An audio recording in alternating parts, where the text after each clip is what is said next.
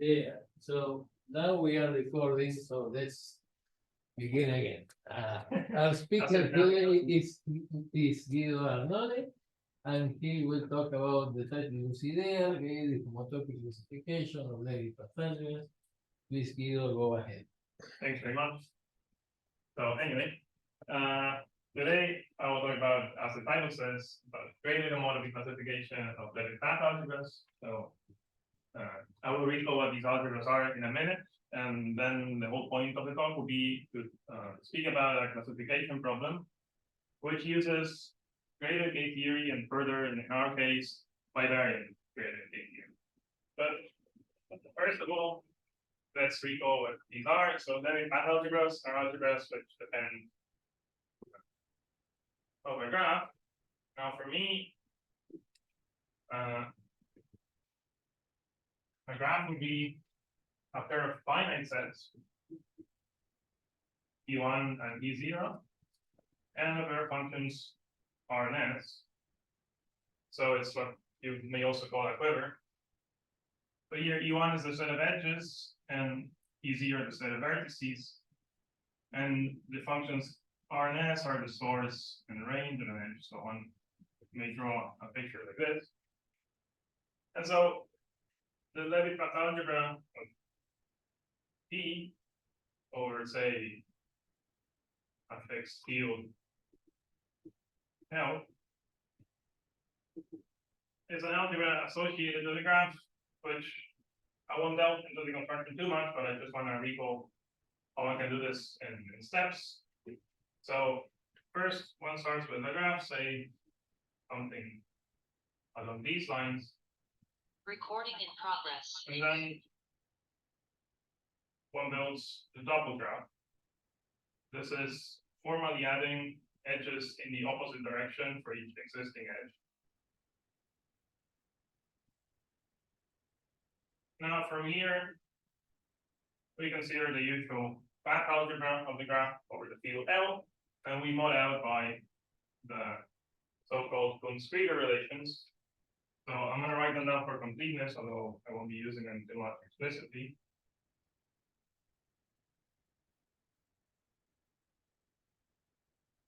One says how this newly added edges behave with respect to edges from the original graph, and the other one, how one may recover vertices as projections associated with edges.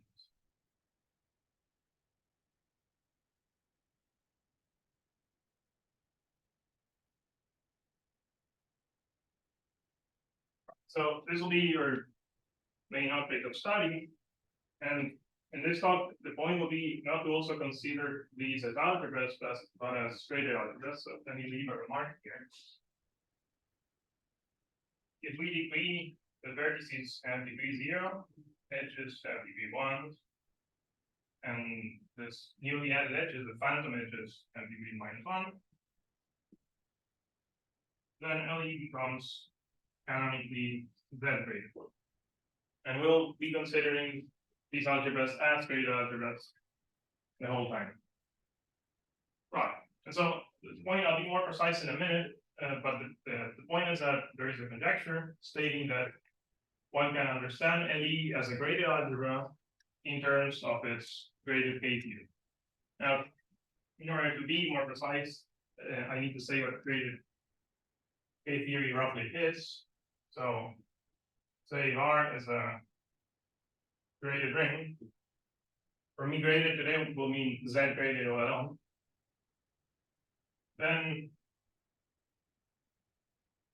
its graded K theory is the K theory of the category of graded, projected, finally generated model. And of particular interest to us will be K0 graded. And not only that, but some extra structure that it has. So, namely, this carries an action on Z, which one can view as a module structure over the range of Lorentz polynomials. which I'll write like this. Given by shifting degree components. So something along these. Okay, and further, this has a distinguished submonoid, which is actually stable with respect to the action.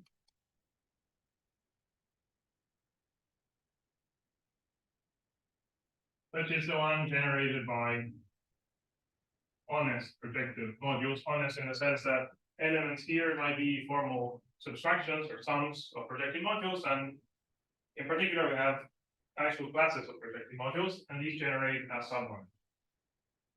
And well, in here lies the class of R. Right. So in the particular case of a Leavitt algebra, which I'll describe in a minute, we're interested in the tuple of the zeroth group of delta K theory together with the monoid, this distinguished monoid, and the element. So I won't be explicit all along, but what I mean homomorphisms between created dropping the groups, I will mean that they preserve this monoid and they map this element to the element corresponding to the one of the othering. So this will be the invariant that we're interested in. And so as I was saying this informally, graded K0 with this structure as conjecture to classify Leavitt path objects again as graded on. Okay. By Ruth the Casper. Yes. This is due for the Hassan thing, the paper is from 2013. But I'll say the statement a bit more precisely in a second. Okay.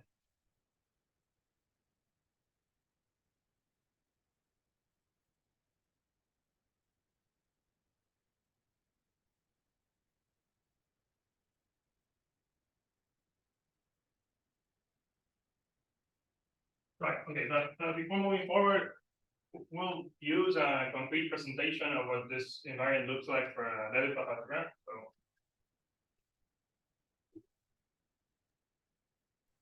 Guido, ¿podés usar un fibrón un poco más grueso? Porque no se ve bien. I can try this one, but I think it's worse. I have another one in my office. I can take you. If you want to try. Yeah.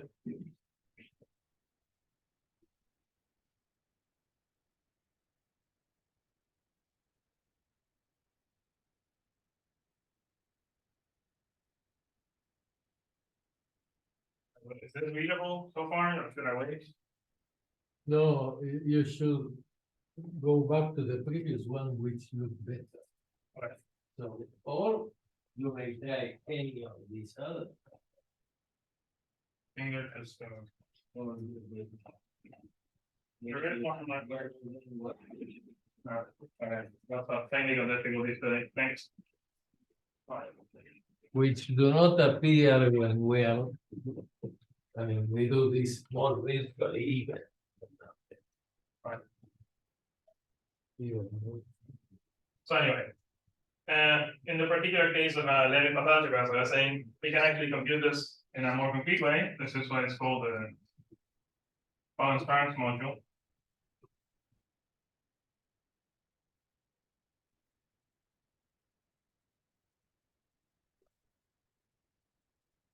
This is the free module over the Lorentz polynomials of vertices, modulo a set of relations, which essentially say a vertex is equal to the variable times the sum of all the other vertices one can reach from B. To be like this. So maybe I can now state the conjecture a bit more precisely.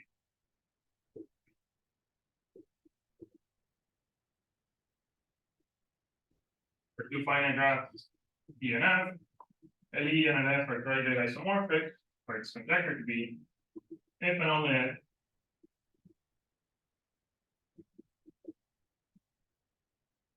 these two invariants are the same.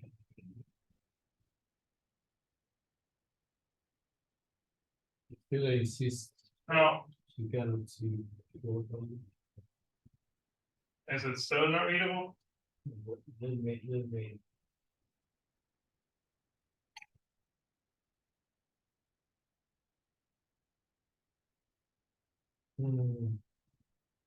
What do you think?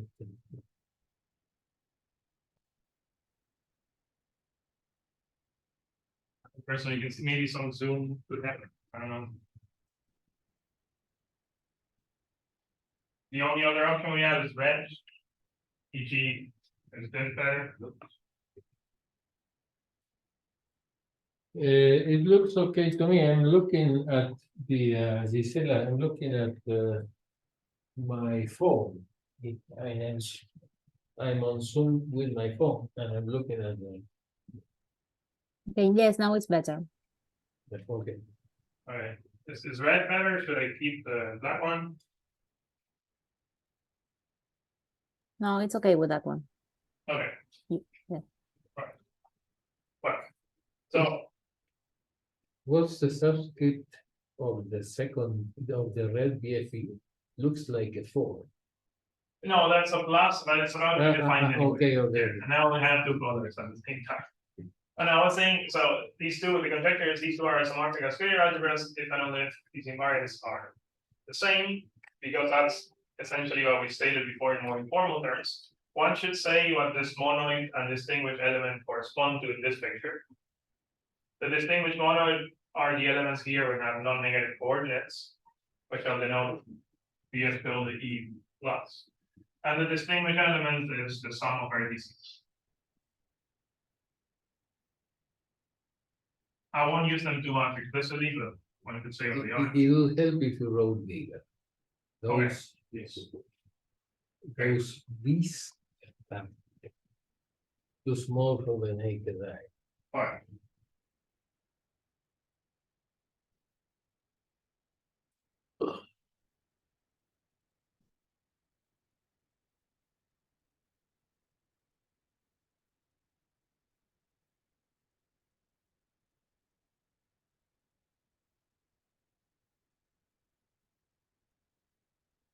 Okay, so the goal for today is establish weaker version of the conjecture.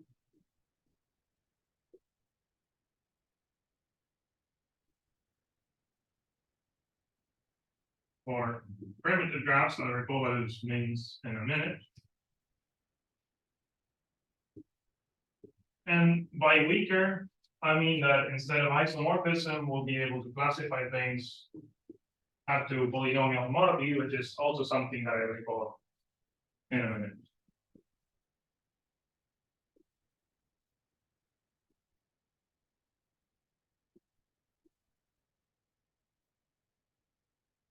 So these two terms are still undefined, and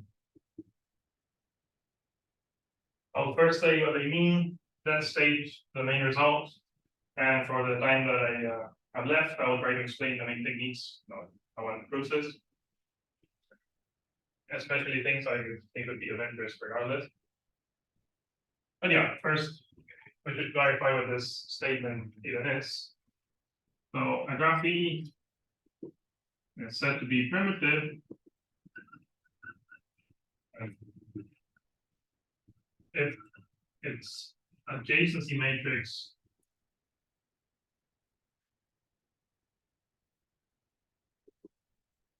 which is the matrix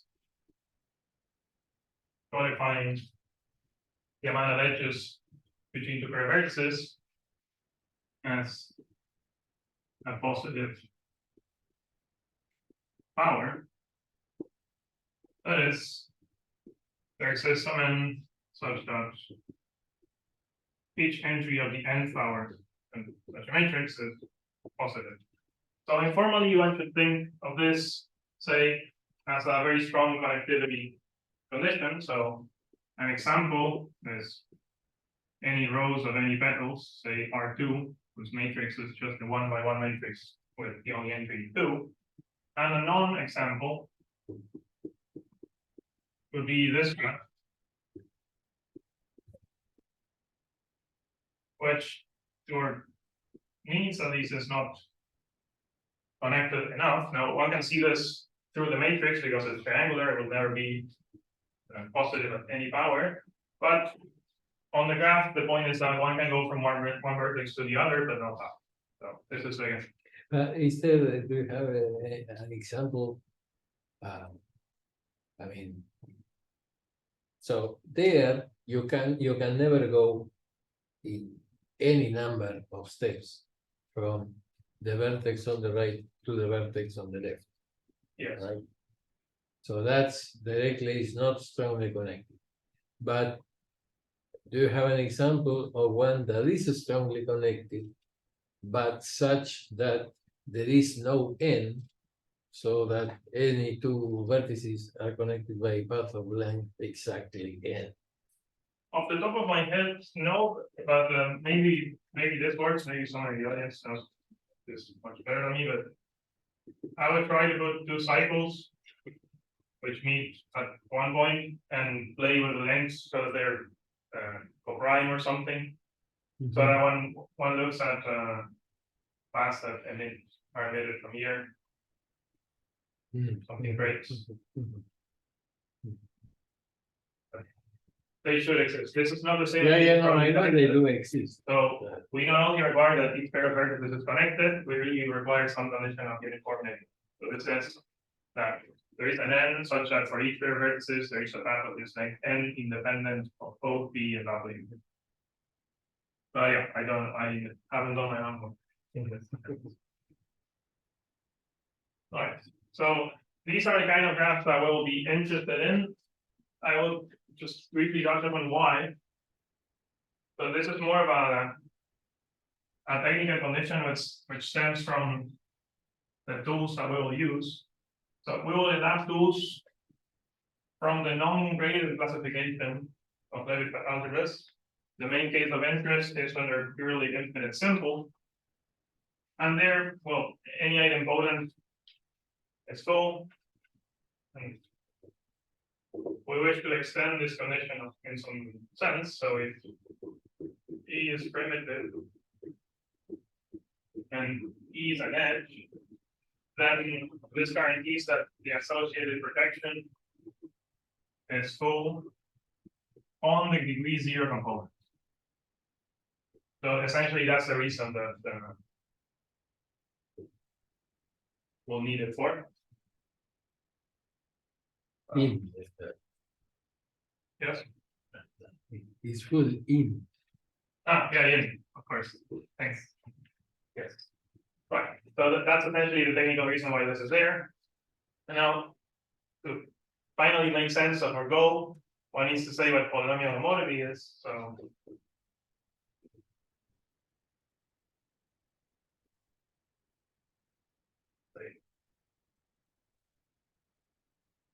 graded algebra G R. Well, the definition of polynomial homotopy comes in steps. First, one defines what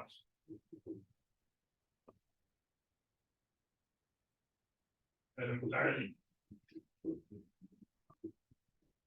polynomial homotopy means. And that means that one has a map from A to polynomials in B. Here, D has degree 0. And such that when we evaluate at either 1 or 0, you get F or G, respectively. And now, this is sadly not transitive, so the notion of polynomial homotopy is the transitive closure of this. One takes finite chains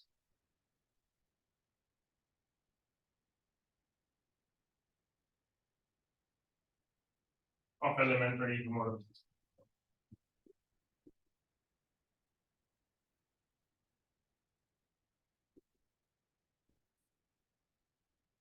So two maps are homotopic if they're related.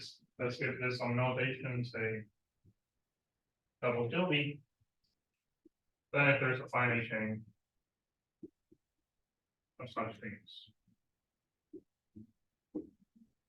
And for convenience, let me just find one that thing. So one could also say what it means for two graded algebra maps to be half homotopic.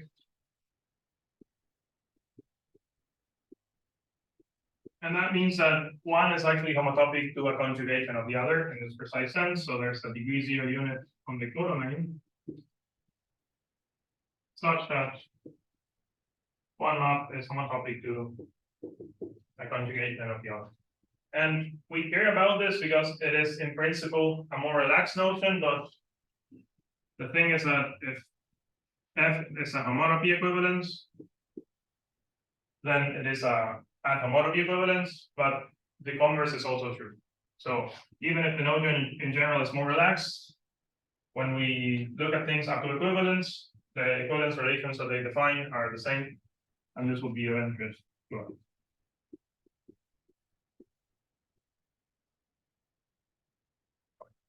So then let's restate the goal. What we'll try to see is that if we have two primitive graphs and they're associated with algebras, then if one has an isomorphism of their graded Grothendieck groups, one recovers polynomial homotopy equivalence between the algebras. That will be the goal.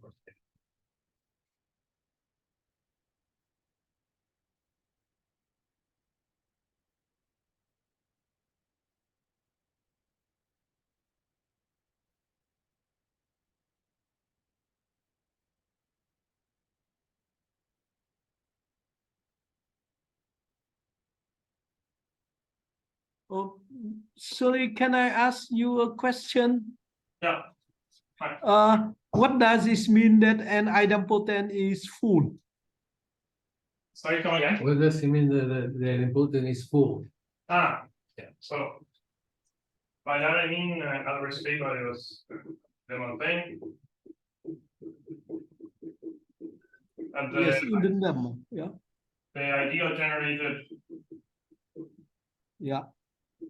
is the whole degree 0 component. I see. Yes, thank you. So in particular, if one can multiply by elements of degree 0 to obtain the unit in the algebra, the whole ideal generated by LE, the whole ideal in LE generated by the projection will be full, but this is asking for more. We can get the unit by multiplying at both sides by degree 0 elements. And this is a technical requirement we needed, so it doesn't seem to hold in general. If I'm not mistaken, it should be equivalent to primitive, but at least it's guaranteed by primitivity. Right. All right. So that's the goal. Now I should speak about the main tool to achieve this, which is bivariant graded K-theory. This is due to Ellis. I think the paper is from 2014. Now I won't give a full definition of what this is, but at least what we'll need is the following. This is a functor from graded algebras into some category, triangulated in fact.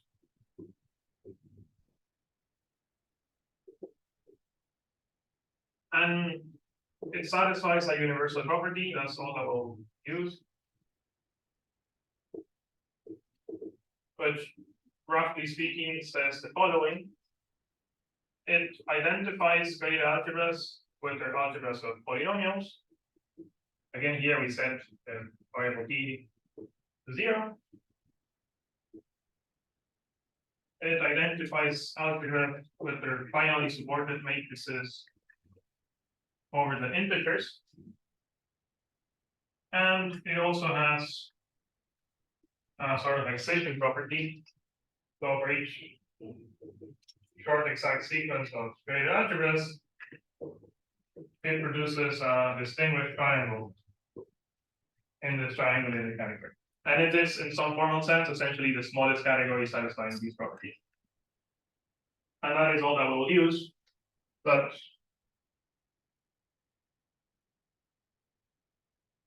more concretely,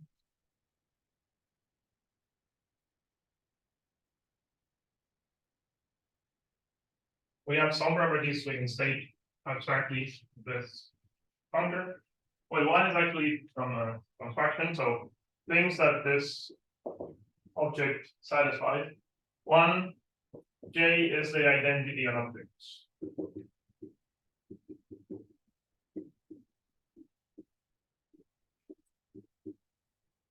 So the morphisms might be more complicated, but at the level of objects, this category has the same objects as the category of graded algebras. In particular, I will drop the notation J to view algebras inside here. Right. And the second thing is that all of our algebras were defined on some base field L to begin with. And if one takes the hom with respect to this base field, then one recovers some homotopy invariant version of graded A0. But in particular, for the algebras we care about today, this is graded A0 in its more concrete presentation. Right. So the idea is to understand then this comparison map. If one has a graded algebra map between two Leavitt math algebras, then this functor J assigns it some arrow in this new category. And essentially the strategy of proof will be to deduce conditions that this map satisfies.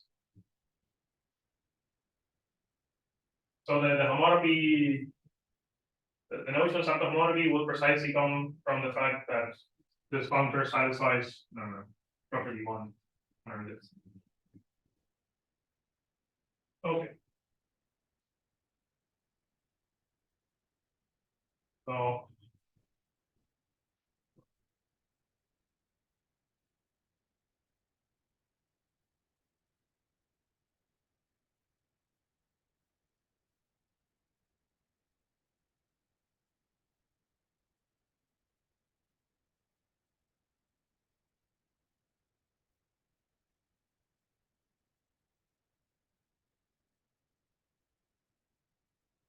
before saying what the recent results say, I motivate this. I want to start with what we had. So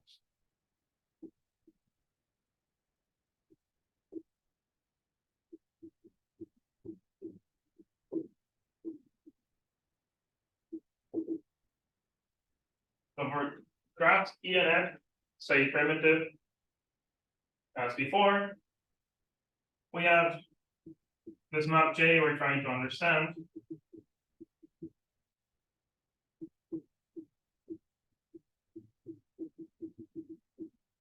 Here, and this hom space, this hom group, satisfies a sort of universal coefficient theorem.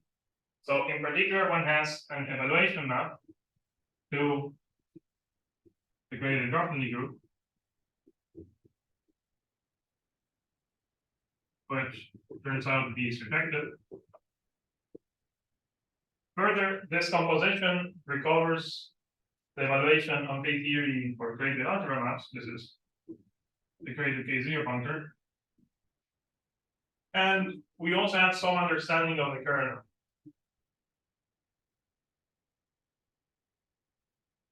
So the kernel is the graded K0 group, not of E, but of its dual graph. This is taking the graph E and reverting the direction of the arrows. And then one has to add coefficients and the graded K1 of LM. But in principle, the point of this is that we are trying to understand this map J. The codomain is determined in some sense in terms of K-theory groups of LE and LF, perhaps dual of LE. And further, we have some connection with the original graded K0 function. So this was our starting point. We knew this, and now I'll try to tell you a bit about how to go from here to our main goal.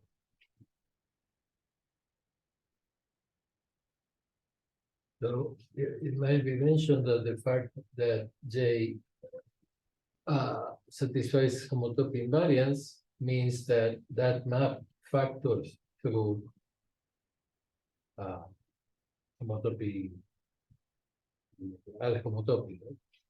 Yes, I mean, yeah, something that it is true is that if we take here to homotopic maps or add homotopic even, then J maps them to the same thing. I will state something to this effect in a minute, but just for the simplicity's sake, I'm gonna keep the only graded algebra notation. So yeah, so let me see how much time we have. Right. So my plan to say something about this was along these lines. So I'll tell you the main technical thing one has to prove.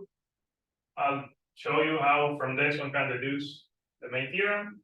And then I'll speak about some ingredients in the proof. Maybe the relation between that and the technical statement are not yet clear, but I'll try my best. Okay, so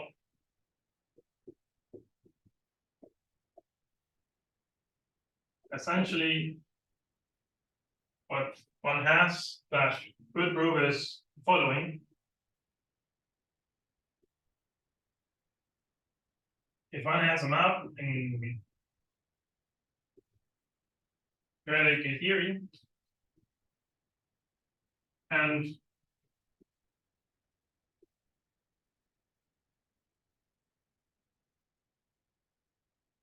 when evaluating, one gets a module map here, but that preserves this distinguished monoids and the distinguished element.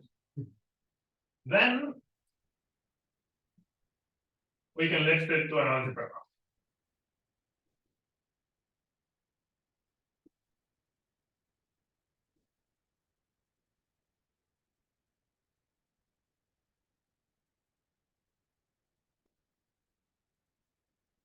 And the second thing is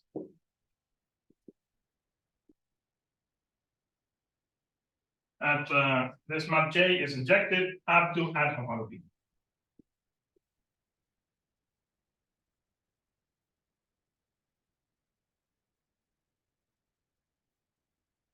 But since homotopy equivalence and add homotopy equivalence are the same notion, this will be enough for our purposes.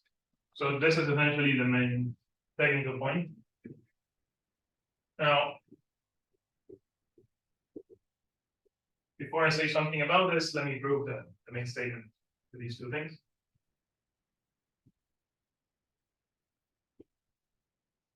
I'll prove the direction that we're interested in. The other one always holds. Just that if we have such an isomorphism preserving all the extra structure,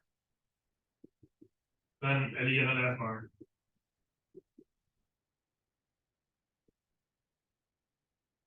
homotopy equivalent.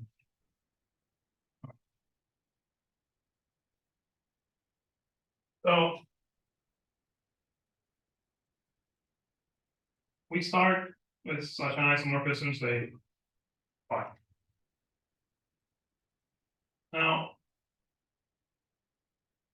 by the universal coefficient theorem, one might lift this phi to an element in this category KK, but actually, when we prove this statement, we also prove that if one has an isomorphism, one can lift it to an isomorphism in graded bivariant K theory.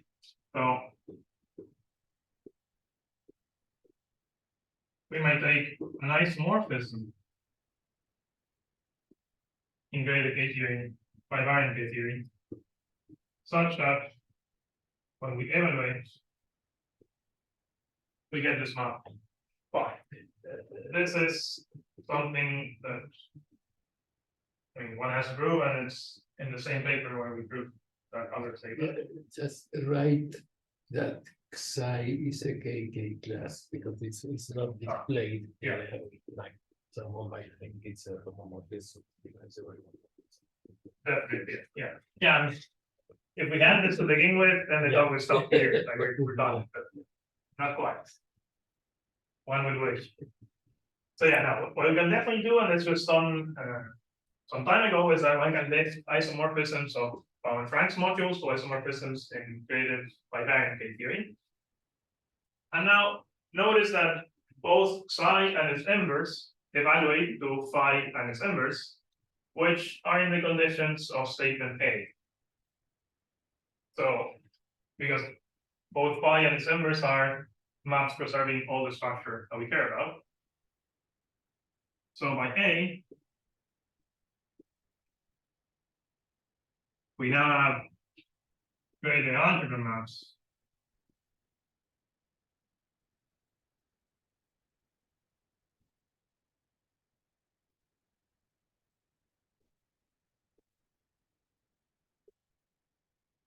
One lifting psi and one lifting psi inverse. Right. But now, by their very construction, the composition of these maps both yield identity in KK. So, since say J of FG is the identity, so J of the identity. And likewise for the other composition, then by condition B, we have injectivity up to ad homotopy, but this means then that the composition of F and G in both directions is ad homotopic to the identity.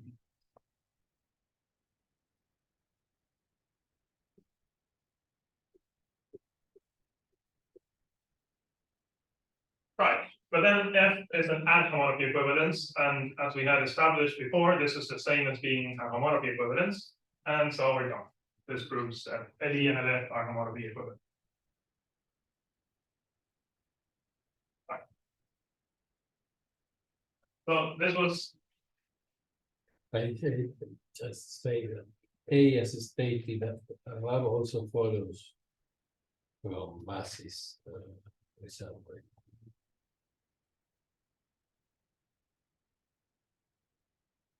come again. That is A is from your previous paper, right? Part A. I mean, as stated, yeah, I want to say all the ingredients of the book in a second. Yeah.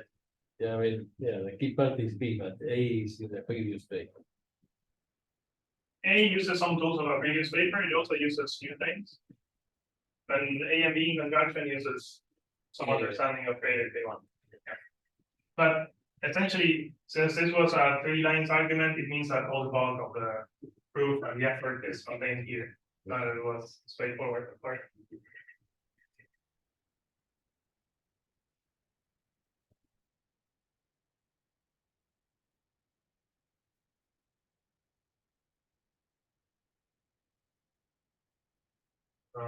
Right. So, how much time do I have left? That's 7. 20.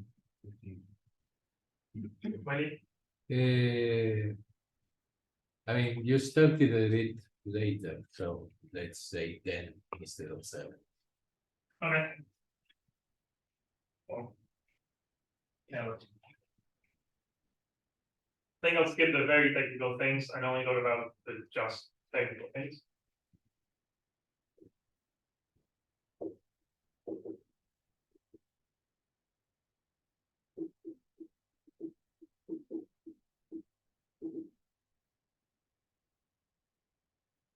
So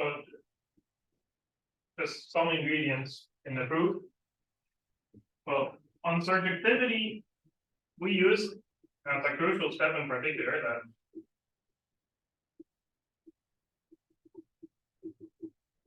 the graded K-theory assignment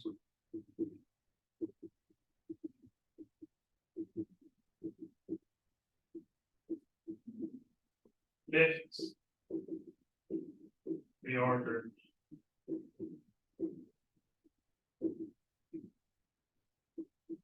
module maps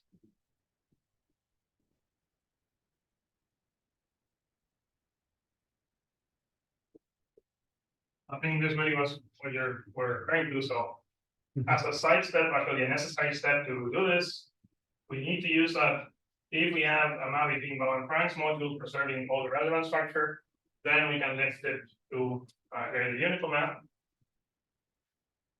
Right, so that's one thing.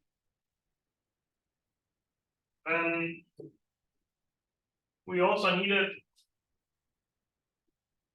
further understanding this group, and especially the boundary map in this universal coefficient theorem, the map on the left. And to do this, we extended result by Willy, which is a sort of contract.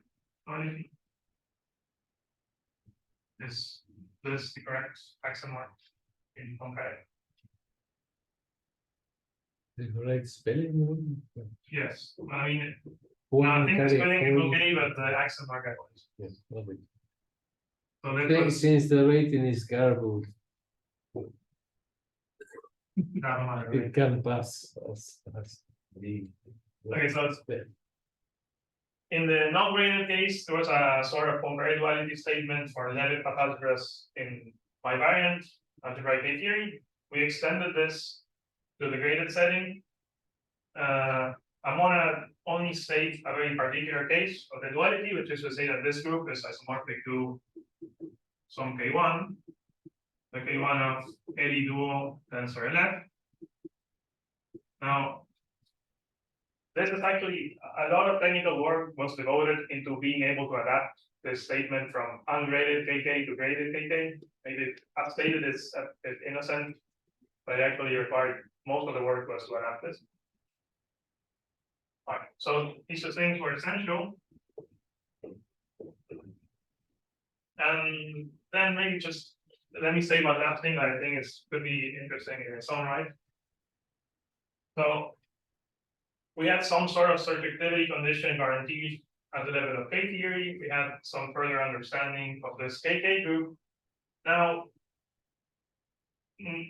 not only this appears, but also in this universal coefficient theorem, a graded K1 group of a Leavitt algebra appeared. And well, by the hypothesis on the graph, we already knew that this could be interpreted as the K1 of the degree 0 component of the left. Now this algebra is ultramatricial. And so one can also check that this ends up being abelianization of the units.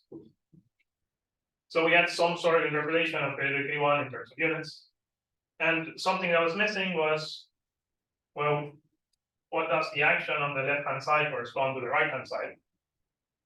At some point, for this condition A inner proposition, it was not needed, but for condition B, we really needed to see what the action did to units.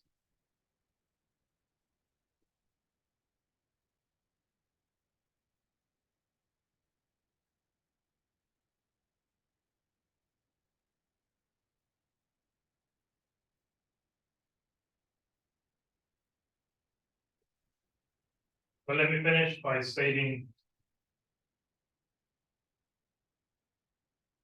our result in that direction. Right, so one could make the same question for K0. One has that graded K0 of the left is the K0 of the graded 0 component, but how do we understand the shift action in terms of ungraded K-theory? So this was done by Arnone using the structure of corner skew Laurent polynomial rings.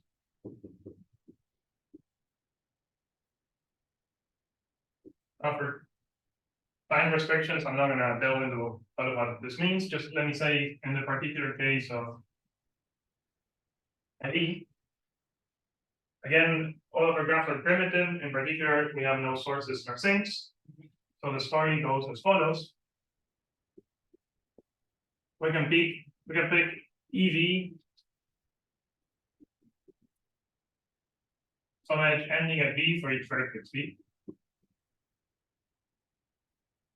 And then we can define T plus as the sum of these edges, and T minus as the sum of the associated phantom ones. And then one checks that this is a degree 1 right inverse, I think, would be the correct term here. And well, the other computation. No, it's the other way around. T minus T plus is one. No, T minus, no. Yes. Yes, T Yes, minus T plus. Yeah, definitely. And the other one is by degree T. So in this setting, one has a canonical automorphism of the degree 0 component, which maps next to Endomorphism. sorry? Endomorphism. It's a corner isomorphism.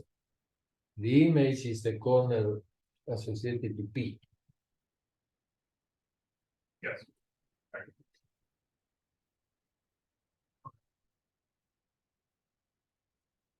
And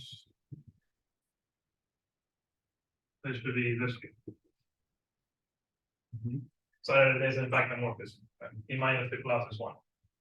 Right. So with all this package of data, then this does become an isomorphism of K0. And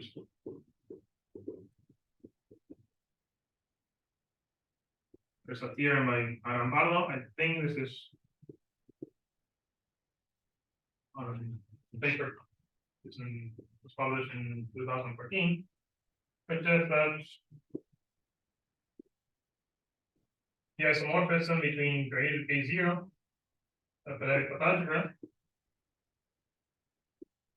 and ungraded K0 of the degree 0 component maps the shift action to the induced map by alpha. So let me just conclude by saying that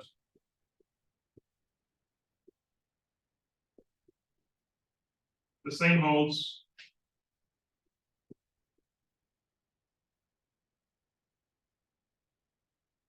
for n equal 1. And so one would hope then that the same holds for any n. The statement for K1 one can do for any corner skewed or any polynomial ring with ultramatricial degree 0 component. There is some relaxation of the conditions, but still this is only for K1, and the key point is that K1 can be understood from the units. In the proof for K0, one also uses that K0 in this case can be understood from 1 by 1 idempotence. So one does not need to do idempotence for matrices over the ring, just idempotence in the ring. In the same sense, for K1, one only needs to care about units in the ring and not in GL. One would hope that this is true for any n, at least for a Leavitt algebra, but so far, this is all I can say about it. And with that, I would like to conclude. Okay, so thank you very much for your very nice talk. Are there any questions from the audience? May I have a question? Yeah, please. Yeah. So, it is around the introduction of primitive graphs.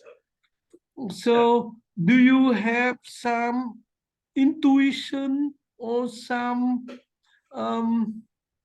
feeling about the geometry of the graph, the primitive graph? I mean that, of course, the adjacent matrix is a companion of the graph, but the condition seems that there is nothing about the shape of the graph, and it is not essentially a condition on the algebra. It is somehow, I mean, that separate the two subjects, but it is nice to connect them.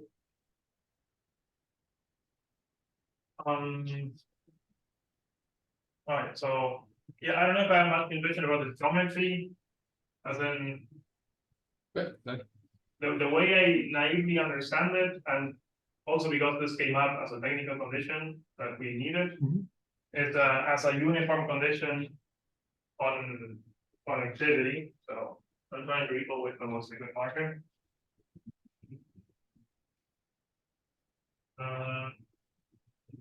Here.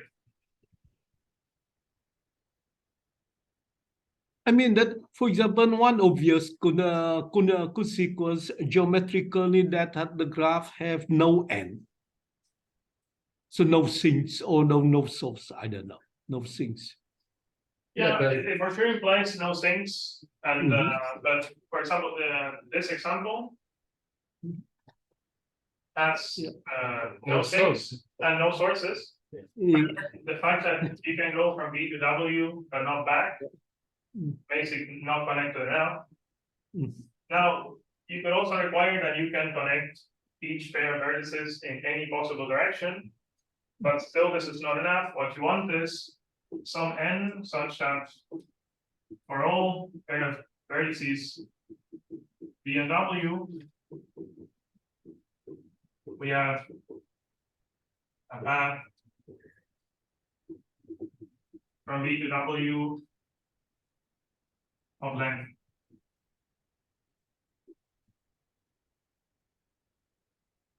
n. And the important part here is that I don't get to choose the n once I know the vertices. The n has to be fixed beforehand. So there must be some uniform n for which you know that at finally many steps n you can connect any pair of vertices. Yeah. But this naive condition is the way I understand it. There might be much more to say about this. I know, for example, that there is a connection with the period of the graph. Yeah, that has period one. It has the period 1. So that So some graph is yeah, that the graph, so it's equivalent to saying that the graph is strongly connected and has period 1. The period is the GCD, the greatest common divisor of the lengths of the cycles. Yeah.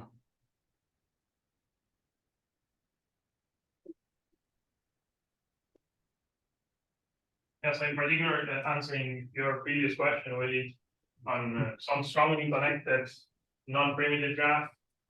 I suppose one should play with different cycles in such a way that the studies are not Yeah, now I see what you were aiming at. Yeah. I think that should work. But I cannot say more about the geometry than this. This is the way I understand it for now. Hopefully, maybe someone has a better picture in the audience. Yeah, thank you. So, are there any further questions from the audience? I have a question. Yeah. So there are two notions. There is a notion of graded Morita equivalence and a notion of graded homotopy equivalence, right? What is the relation between them? Does former implies later? What's the second one? Graded Morita equivalence on the second definition? And homotopy equivalence, graded homotopy equivalence. Right. Then I think add homotopy equivalence is like a Morita version because it's N2. but I'm homotopy. not asking to embed anything into matrices. Yeah, no. But if you want to say something about Morita, so one way of thinking about Morita equivalence is that once you tensor with them infinity, you get isomorphic algebras. Right. It's in after the work of sense, I others. think there's a recent paper by GeNoCAS, Yeah, which I think there's in this recent preprint, which contains these results, there's a remark, for example, KK, one can show that it's created more invariant using this result, but they haven't. Because it's stable under matrix stabilization. But I don't know if I know of a, so yeah. no, but I think, so Morita equivalence implies, so is this isomorphism between upon tensoring by M infinity. Now, an isomorphism upon tensoring by M infinity is a homotopy equivalence upon tensoring of them. Yeah, so that implies that these two things are homotopy equivalent. Yeah, because they're isomorphic. Because they are isomorphic. Yeah, and well, under some conditions that one goes to one or something like that, you might be able to reduce the size of the matrices enough so that you get to 2. I mean, It might be, I mean, my short answer is I don't know. In the ungraded case, for example, well, I mean, these two are homotopy equivalent, but their yeah, module theory- non-Morita equivalent, of course. Exactly, their module theory will be very different, but almost by definition, they're homotopy equivalent. So I don't know if there's some direct implication. Both things become isomorphism in this new category where we performed all the operations we wanted for this group. So it's kind of all mixed in the same bag. You have all the stability properties at the same time. But on the nose, I wouldn't know if one plus some extra conditions imply the other. But in Thank any case, if I mean, if you are asking that the isomorphism between the graded K0s preserves the unit, Mhm. and this comes from a Morita equivalence, then I think the Morita equivalence should be an iso, because it should map 1 to 1. I mean, the Morita equivalence, right? The isomorphism between the M infinity of one and the M infinity of the other will send the unit of one of the rings to some idempotent. Mhm. Now, if that idempotent happens to be the one of the other ring, then it will send the ring to the ring, not just to some matrices. And I think this will imply that the rings are isomorphic. Right, yes. So in that sense, it should be, yeah. Okay, yeah, such an iso with respect to coordinates, but if the coordinates are the rings, then yes. Fine. Yeah, maybe, I mean, some comment that it might be silly, but so what this is saying essentially is that now, at least for primitive graphs, the graded classification conjecture can be stated as, is there any difference between isomorphism and polynomial homotopy equivalence? So if it were false, one would need to find two Leavitt algebras which are graded homotopy equivalent but not iso. And conversely, to prove the conjecture in this case would be to say that graded homotopy equivalence implies iso. So Yeah, and also, I mean, the homotopy equivalence that you get is unitary. yes, yeah, I didn't say so, but everything I said was unital. There are a lot of non-unital things in the background, but yes. If you remove the word graded, is this not true? Which part? You That- have to that- not that- be that- equivalent Leavitt path algebras, then the Leavitt path algebras are isomorphic. No, No, I mean, no, for if the- we knew that, we would have solved the algebra Kirchhoff-Phillips problem, Ah, on which I've been working for like No, many years. Yeah. even in the ungraded case, there are very simple questions that are unanswered. Like, I can give you two Leavitt algebras with zero graded, zero K0, but we don't know if they're isomorphic or not. Yeah, but perhaps. Yeah, so this particular problem might be easier than the problem for purely infinite Leavitt path algebras, because we are talking about at the bottom line is we are talking about alternate Fisher algebras, which I think naively that might be nicer, easier to understand, but perhaps I'm very wrong. That's the whole. Yeah. But I think, well, another silly thing, a graded K0 for Leavitt path algebra is never zero. Mhm. As opposed to L2 and L2 minus, these two famous Leavitt path algebras whose ungraded K theory is zero, but we don't know if they're iso or not. But at least in the graded case, you never get zero. So it seems in principle to be a finer invariant enough as to classify them. But, well, so far, that's what I got. Okay, are there any other questions from the audience? So I actually want to continue my question, if you don't mind.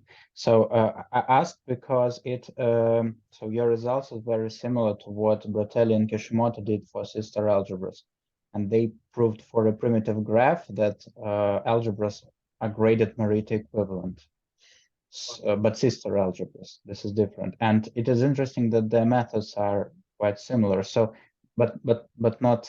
So they also use KK theory, I think, but do you know if there is some relation between your work and their methods? Well, yeah, I think maybe I should have created more to the story. So the original idea to use KK methods comes from C for algebras in the ungraded case. Then this was adapted to the algebraic setting by Willy and authors.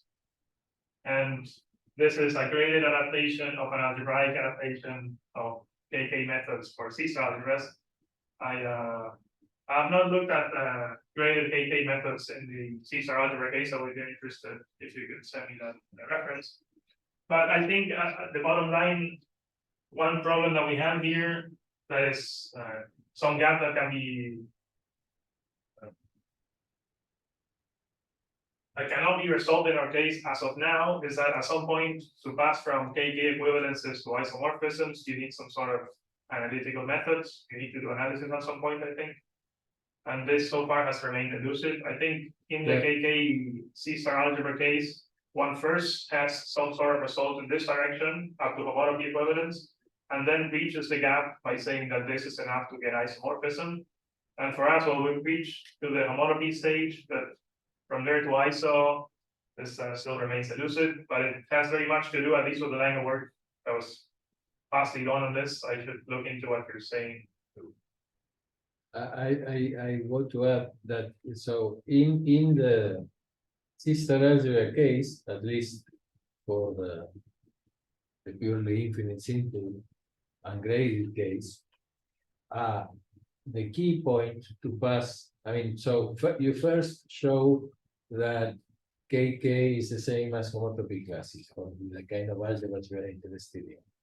Then you show that homotopy classes are the same as the equivalence classes up to approximate unitary equivalence. And then you use some old result of Elliott, some intertwining thing that tells you that whenever you have an equivalence up to approximate unitary equivalence, then you have an actual isomorphism. And this is what is missing. I mean, this is with this always, I mean, what we don't have an idea so far of how to translate in the purely algebraic terms, and that's what's preventing us from going from homotopy equivalence to isomorphism in the purely algebraic sense. I don't know if that answers your question, Boris. Yes, thank you very much. This is interesting. And So any more questions, anyone else? So if not, we stop the recording.